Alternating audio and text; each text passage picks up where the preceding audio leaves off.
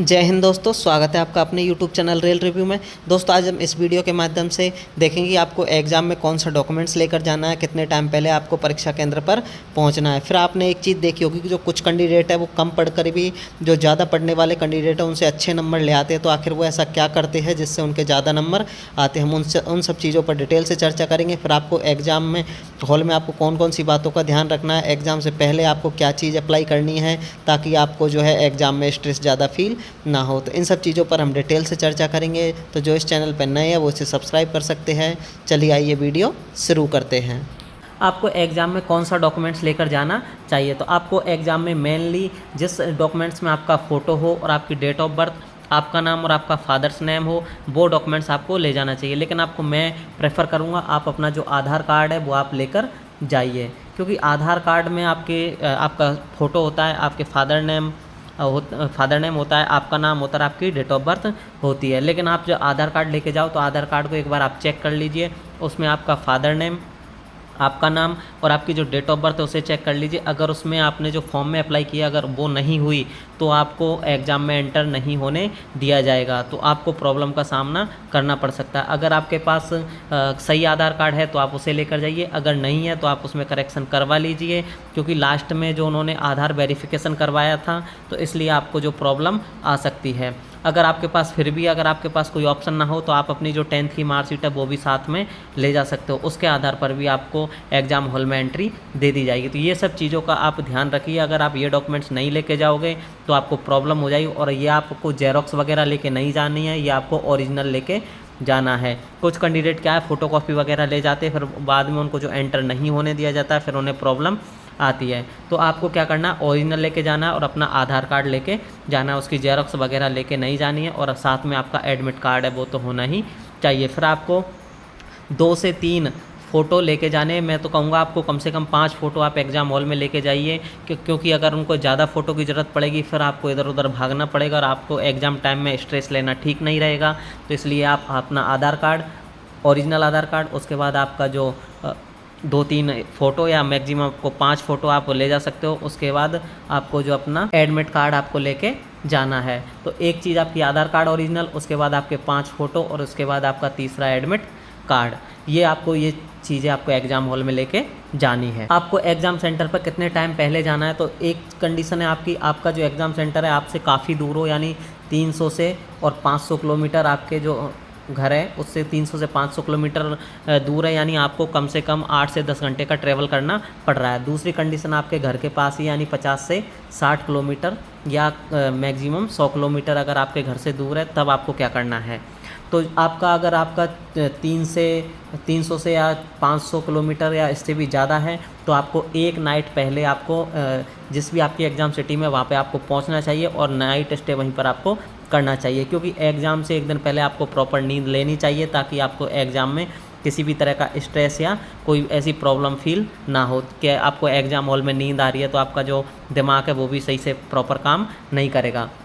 इसलिए आप एक दिन पहले जाइए और आपको वहाँ पे नाइट आराम से आप रूम लीजिए या कहीं पे भी आपका अगर कोई रिश्तेदार वगैरह वहाँ रुकिए और आराम से नाइट स्टे कीजिए, तो आपको प्रॉपर नींद लेनी है। उसके बाद यदि आपका 50 से 60 किलोमीटर या 100 किलोमीटर की रेंज में है और उसके बाद आप उस एग्ज़ाम सिटी में पहुंच जाते हो, तो आपको कम से कम 1 घंटे पहले आपको एग्ज़ाम सेंटर पर पहुंचना है। यानी अपने रूम से इतनी देर पहले निकलिए ताकि आप 1 घंटे पहले एग्ज़ाम सेंटर पर पहुंच जाओ, क्योंकि बाद में आप एकदम प्रॉपर टाइम पे ही निकलोगे कि आपको एकदम राइट टाइम पे ही जाना है, तो आपको अगर रास्ते में कोई जाम वगैरह मिल गया तो आपको प्रॉब्लम हो सकती है। तो काफ़ी सारे कैंडिडेट है 1-2 मिनट लेट होने के चक्कर में उनकी एग्ज़ाम भी छूट जाती है। तो इसलिए आपको 1 घंटे पहले एग्ज़ाम सेंटर पर पहुंचना है ताकि आप अपना आराम से बायोमेट्रिक वगैरह करवा सको, तो आपको कोई प्रॉब्लम नहीं आएगी। तो इसलिए आपको, अगर आपका ज़्यादा दूर है तो आप 1 दिन पहले पहुंचिए, आपको नाइट स्टे करना है वहाँ पे। यदि आपका 50 से 100 किलोमीटर दूर है तो आप इतना टाइम लेके चलिए कि आप अपने 1 घंटे पहले एग्ज़ाम सेंटर पर पहुँच जाओ। तो इस तरह आपको एग्ज़ाम सेंटर पर 1 घंटे पहले पहुँचना है। एग्ज़ाम से पहले क्या करते हो, एग्ज़ाम से लगभग 10 दिन का आप टाइम लेके चलिए। 10 दिन पहले आप जो नई चीज़ पढ़ना है वो आपको बिल्कुल बंद कर देनी है। आपको सिर्फ और सिर्फ 10 दिन तक ओनली रिवीजन करना है, चाहे वो करंट अफेयर का रिवीजन हो, इस पे लास्ट में आपको करंट अफेयर के रिवीजन पे फोकस करना है, चाहे आप किसी भी चीज़ का रिवीजन हो, आपको सिर्फ और सिर्फ रिवीजन करना है एग्ज़ाम से 10 दिन पहले। 10 दिन पहले भी अगर आप नया पढ़ोगे तो आप ना तो रिवीजन कर पाओगे और ना ही नए को प्रॉपर ढंग से कर पाओगे। तो आपको एग्ज़ाम से पहले क्या करना है, 10 दिन पहले आपको रिवीजन करना है। आपने जितना भी पढ़ा है उसका आपको नया बिल्कुल भी नहीं पढ़ना है। उसके बाद जब आपका 1 या 2 दिन एग्ज़ाम से बचे, मान के चलिए आपकी कल एग्ज़ाम है, तो आज की जो रात है आपको प्रॉपर सोना है, आपको बिल्कुल भी पढ़ाई नहीं करनी है। आपको क्योंकि अब जब आप 1 दिन पहले पढ़ते हो तो आपको क्या होता है कि आप ये चीज़ भी भूल रहे हो, ये चीज़ भी भूल रहे हो और आप एकदम स्ट्रेस में चले जाते हो। तो इसलिए आपको एक नाइट पहले नहीं पढ़ना है, आपको प्रॉपर नींद लेनी है। आपको अगर आपका जिस भी काम में मन लगे, अच्छा प्रॉपर टाइम पास हो जाए, वो गाने वगैरह सुनना या मूवी देखना वो आप कर सकते हो। तो एक दिन पहले आपको नाइट में सिर्फ सोना है, आपको प्रॉपर एकदम। उसके बाद जब आप सुबह फ्रेश होके एकदम नहा धो के जब एग्ज़ाम देने जाओगे तो आप थोड़ा एनर्जेटिक फील करोगे, तो आपका जो एग्ज़ाम है वो भी बेहतर जाएगा। तो इसलिए आपको एक दिन पहले प्रॉपर सोना है। उसके बाद जब आपके मान के चलिए 25 तारीख को ALP की एग्ज़ाम है, तो आपका जो एग्ज़ाम है वो 29 तारीख को है। तो आपको 25, 26, 27 ये जो तीनों एग्ज़ाम है, इनके आपका TCS को पैटर्न को देखना है।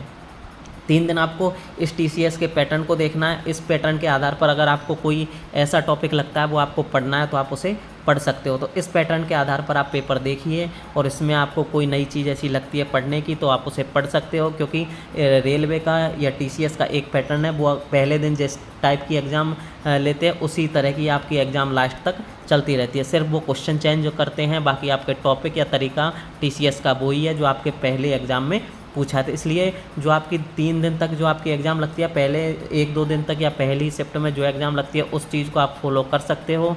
इससे आपको थोड़ा सा 2-5 नंबर का बेनिफिट ज़रूर देखने को मिलेगा। तो इसलिए जो TCS के पैटर्न है उसे फॉलो करने की कोशिश करनी है आपको 1-2 दिन पहले, और 10 दिन पहले आपको सिर्फ़ और सिर्फ रिवीजन करना है। फिर आपको एक रात पहले आपको सिर्फ प्रॉपर नींद लेनी है। उसके बाद आपको एग्ज़ाम देने जाओगे तो आपका जो रिजल्ट है वो भी अच्छा आएगा और आपके 2-4 नंबर है वो भी ज़्यादा आएंगे। क्योंकि अपन जब प्रॉपर नींद नहीं लेते तो आपको स्ट्रेस वगैरह फील होता है, तो इसलिए जो एग्ज़ाम में सिली मिस्टेक वगैरह होने के चांस ज़्यादा रहते हैं, तो इसलिए एग्ज़ाम में ज़्यादा प्रॉब्लम आती है। एक आपको नया बिल्कुल भी नहीं पढ़ना है 10 दिन पहले तक। तो ये अगर आप एग्ज़ाम से पहले फॉलो करोगे तो आपको एग्ज़ाम में निश्चित ही बेनिफिट देखने को मिलेगा। आपको एग्ज़ाम में क्या करना है, कुछ जो कैंडिडेट क्या होते हैं, जैसे एग्ज़ाम सेंटर पर 1 घंटा पहले या 1-2 घंटा पहले वो एग्ज़ाम सेंटर पहुंच जाते हैं, उसके बाद वो किताबें उठाकर पढ़ने का काम स्टार्ट कर देते हैं। वो पता नहीं ऐसी कौन सी चीज़ पढ़ना चाह रहे हैं जो उन्हें लगता है शायद जो वो पढ़ रहा है वही एग्ज़ाम में आ जाएगा। ऐसा कॉन्फिडेंस से हो सकता है, लेकिन ऐसा बिल्कुल भी नहीं होता। इसलिए ये सिर्फ जो कैंडिडेट होते हैं वो सिर्फ स्ट्रेस लेने का काम करते हैं। आप एग्ज़ाम सेंटर के बाहर बैठकर अगर आप पढ़ते हो तो आप सिर्फ और सिर्फ स्ट्रेस ले रहे हो, इसके अलावा आप कुछ भी नहीं कर रहे हो। तो आपको जो एग्ज़ाम सेंटर पर पहुंचकर आपको वहाँ पे पढ़ाई नहीं करनी है। आपने जितना पढ़ा है उसके आधार पर ही आपको एग्ज़ाम देनी है। तो एक आपको ये काम बिल्कुल भी नहीं करना है, एग्ज़ाम सेंटर पर पहुंचकर आपको पढ़ाई नहीं करनी है। उसके बाद एग्ज़ाम सेंटर पर पहुंचकर आपको जो पुराने कैंडिडेट हैं जो आपसे पहले की शिफ्ट में आए उनसे भी नहीं पूछना कौन से क्वेश्चन आए, कैसे क्वेश्चन आए, उनसे बिल्कुल डिस्कस नहीं करना। आपको डायरेक्ट ही जो एग्ज़ाम हॉल है उसमें जाना है और अपनी जो तैयारी है उस पर यकीन करके आपको एग्ज़ाम देनी है। उसके बाद आपको जो पहला काम करना है, एग्ज़ाम सेंटर जो आपके एग्ज़ाम हॉल है उसमें पहुंच के आपको रिलैक्स फील करना है। आपको ऐसा नहीं है, कुछ कैंडिडेट क्या है एग्ज़ाम हॉल में एंटर होते हैं उनको एकदम स्ट्रेस और ऐसे एकदम टेंशन में घुस जाते हैं वो, तो आपको ये नहीं करना है। क्योंकि जब आप टेंशन में पेपर देते हो तो आप जो सिली मिस्टेक है वो करने के आपके चांस बहुत ज़्यादा होते हो। आप सिली मिस्टेक बहुत करते हो अगर आप जो स्ट्रेस लेंगे। तो यदि आप फील रिलैक्स करेंगे आप तो आपको जो स्ट्रेस नहीं होगा और आपकी जो सिली मिस्टेक है वो बिल्कुल भी नहीं होगी। इसलिए आपने देखा होगा जिन कैंडिडेटों की पहले से जॉब लगी हुई है या जो एकदम फ्री माइंड में एग्ज़ाम देते हैं उनके जो सिली मिस्टेक नहीं होती है और उनके नंबर है वो भी ज़्यादा आते होते। इसलिए आपको जो है एकदम ऐसा नहीं करना है कि आपको स्ट्रेस लेके बैठे हो। दूसरा, आपको जितने क्वेश्चन आपसे सॉल्व हो रहे हैं आप उनको ही करने की ट्राई कीजिए। ये मत करिए कि जो पहली शिफ्ट वाले बंदे ने 80 क्वेश्चन करे उससे सुन लिए तो कट ऑफ 80 जाएगी और मैं 90 क्वेश्चन करने की कोशिश करूँ। अगर आप ये करते हो तो आप है जो नेगेटिव मार्किंग में ज़्यादा चले जाते हो और आपके जो क्वेश्चन गलत हो जाते हो तो पता लगे आपके 40 नंबर आए और कट ऑफ आपकी 50 गई, और आपसे अगर आप प्रॉपर सही करते तो आप 60 नंबर सही करने वाले थे।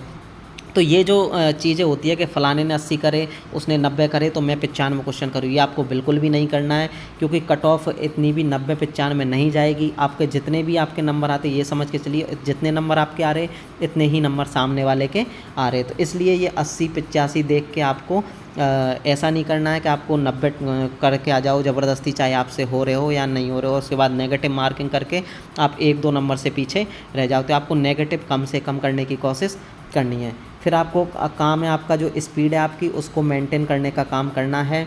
ऐसा नहीं है कि जो आपके टफ क्वेश्चन है आप उनमें ही उलझे रह जाओ और जो आपके लास्ट में जो सिंपल क्वेश्चन है वो छूट जाए। अगर आपसे कोई क्वेश्चन नहीं आ रहा है एक बार में तो आप उसे बिल्कुल ट्राई मत कीजिए, आगे के जो क्वेश्चन है उसे करने की कोशिश कीजिए, क्योंकि 100 क्वेश्चन आते हैं तो उनमें से आप जो किसी एग्ज़ाम में 75 भी आते हैं, किसी में 100 आते हैं, तो उसमें आप आगे के जो क्वेश्चन है उनको करिए। पीछे के जो क्वेश्चन, अगर कोई टफ क्वेश्चन छूट जाता है तो आपके पास लास्ट में टाइम बच जाता है, जिसमें आप जो पीछे छूटे हुए क्वेश्चनों को कर सकते हैं। लेकिन जब आप किसी टफ क्वेश्चन में उलझे हुए रह जाते हैं तो वहाँ पर आपको जो लास्ट में टाइम भी नहीं बचता है, और जब आपको लास्ट में टाइम नहीं बचता है तो आपके जो सरल क्वेश्चन है वो छूट जाते हैं, और लास्ट में जब आपके 10 से 20 क्वेश्चन बचते हैं और आपके पास 5 से 7 मिनट का टाइम बचता है तो आप स्ट्रेस ज़्यादा लेने लग जाते हो। तो इस हड़बड़ी में आप उसमें से भी जो सही क्वेश्चन होने थे उनको भी आप गलत कर देते हो। तो आपको ये नहीं करना, लास्ट में आपके पास ये नहीं करना है कि आपको जो हड़बड़ी में आपको जो सही क्वेश्चन है वो भी आप गलत करो। तो इसलिए जो शुरू में आपके अगर कोई क्वेश्चन आपसे नहीं आ रहा उसे छोड़िए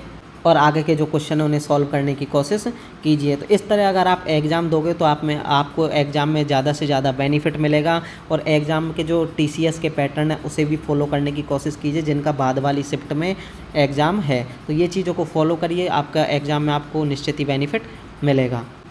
एग्ज़ाम से रिलेटेड आपको अगर और किसी भी प्रकार की कोई प्रॉब्लम हो तो आप हमें कमेंट सेक्शन में पूछ सकते हैं। इसी के साथ मिलते हैं किसी नेक्स्ट वीडियो में। धन्यवाद दोस्तों।